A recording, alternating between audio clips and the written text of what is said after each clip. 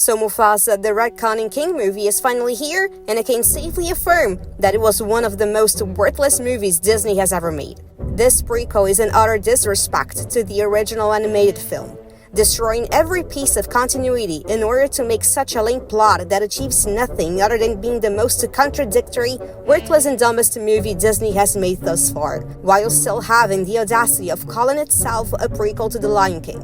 So with that being said, let's talk about it. The plot revolves around Mufasa being a commoner orphan, barefacedly contradicting his origins back in the original film, and you can see how the movie struggles with that. You know what Mufasa means? No. It means king. There's this rival tribe commanded by Pumba the White Lion, whose name is actually Kiros, which means Lord in African because he's the leader. Genius, genius, genius! Wow guys, it's almost as if Mufasa was originally named Mufasa, which means king in African because he was destined to be king from the very beginning for being born into the ancient royal family of the Pridelands. I've already debunked this whole trash writing of Mufasa being an orphan with no royal blood in other videos, so I won't repeat myself again, but it's clear how erasing Mufasa's past and rewriting something entirely different had consequences. The movie tries to address it only to fumble miserably. Scar's father treats the meaning of Mufasa's name as a threat to his reign when actually it's just another evidence from the source material for Mufasa being born as a natural king, like the animated movie clearly shows, if one pays actual attention to the story, instead of being given a random name just because his parents thought it was cute to name their son king. The circle of life and monarchy walked side by side in The Lion King 1994, and Mufasa and Simba as father and son, as king and future king, showed that pretty clearly as the death of a monarch gives way for a new king to rise, for knowledge and wisdom to be transmitted from the previous generation to the next one. And death is only the beginning for a new life to blossom in this endless chain of endings becoming new beginnings that is the circle of life. And Scar taking over the throne by killing his brother broke that cycle, and it would only be restored when Simba, the rightful king following Mufasa's direct bloodline, rose as king to the Pridelands. It was all connected. But if Mufasa is a random cub born to a random family, then how come is the natural flow of life supposed to continue to work if he just established a new bloodline out of nowhere, breaking from Obazi's lineage? He's also proclaimed as the first king of the Pridelands, but how can he talk and teach about the kings of the past if there were no kings before him? And how could Mufasa teach Simba anything about the kings of the past when he was forced to stay away from the king and be with the females all the time? This doesn't make any sense. Don't ask questions. Just consume product and then get excited for next product. Speaking of senseless stuff, Mufasa now has his power of super scent, which was obviously created for the sake of the plot while not adding anything relevant to his character. It's like Star Wars The Rise of Skywalker creating the power of forced resurrection for the sake of the plot, regardless of how senseless all that stuff was. So the reason why Scar becomes the villain is because he loved Sarabi but Mufasa stole his girl?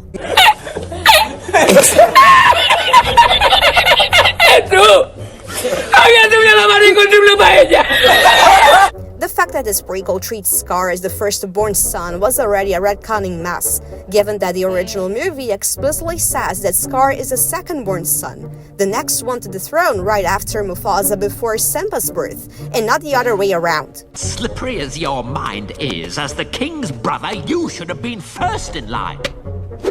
Well, I was first in line, until the little hairball was born. We've seen this in real life, and it's not that hard to understand. Also, giving him a tragic reason to become a villain is one heck of a trash writing that doesn't understand anything about Scar's character. The reason why Scar is evil is because he's helplessly greedy, to the point of murdering his own brother and commanding his goons to kill his nephew just so he could become king. But he would conceal his real nature in such a shrewd way until the right time. It's all in the original movie.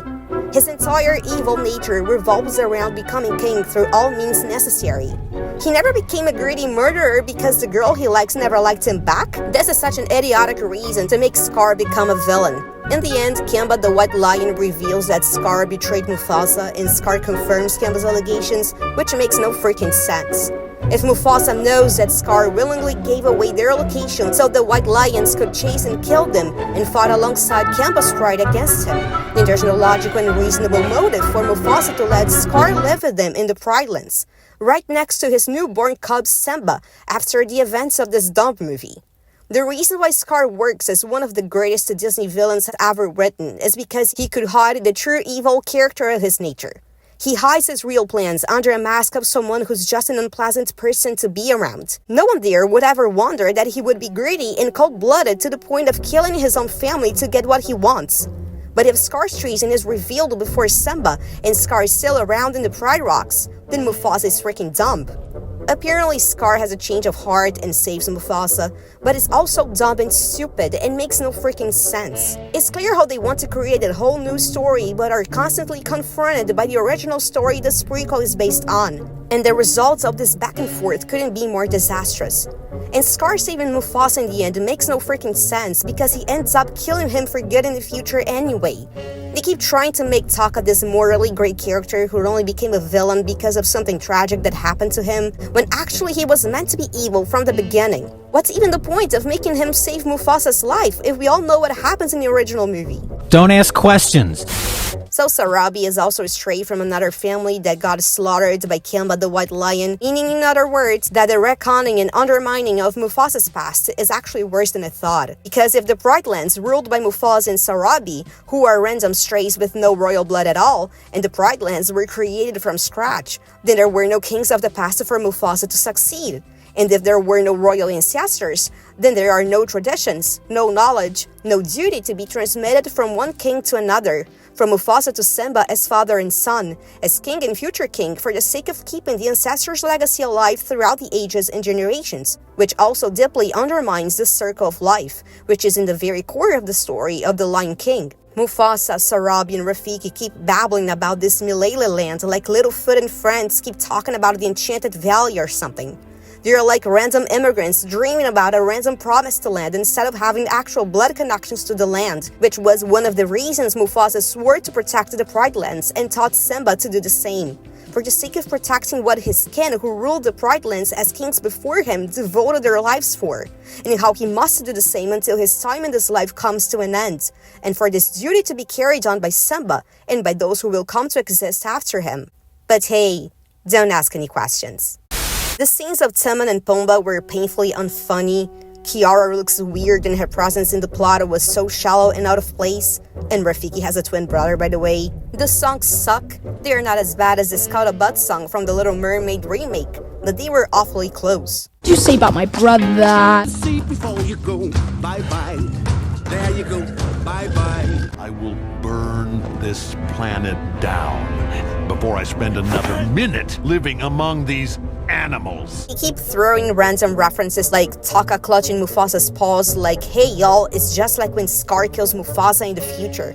The whole movie had a palette color of mud, even when things were supposed to look green and alive, but still look dead, fake, and pale. All the lions look the same, and the only blurred line we have to distinguish one from the other is the fur color, because there isn't much we can do about their identical faces.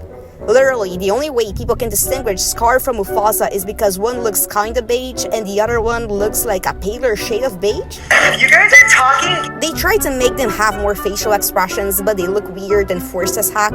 It's clear how it doesn't look natural or have any flow like the Narnia movies from 20 years ago. The plot was painfully shallow and predictable, not even to mention how retconning, contradictory, disrespectful, creatively bankrupt, and undermining it was. And when this movie wasn't trying to kill all continuity carefully built up by the animated film, this film was freaking boring. Last Pride in the Valley of Kings, which means everything the light touches belongs to me. Not only does this dialogue have no freaking sense, they also keep making references to the core elements of the original film without understanding what those elements actually meant in the context of the original movie. Everything touched by the light belonging to the king of the Pride Lands is an old and classic theme of light versus darkness as a metaphor for good versus evil.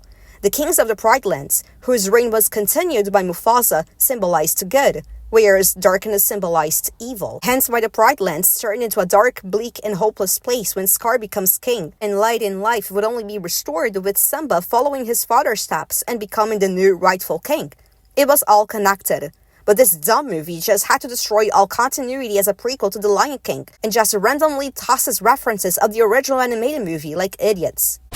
So those were my thoughts about Mufasa. It's easily one of the worst movies of 2024 and one of the worst movies Disney has ever made.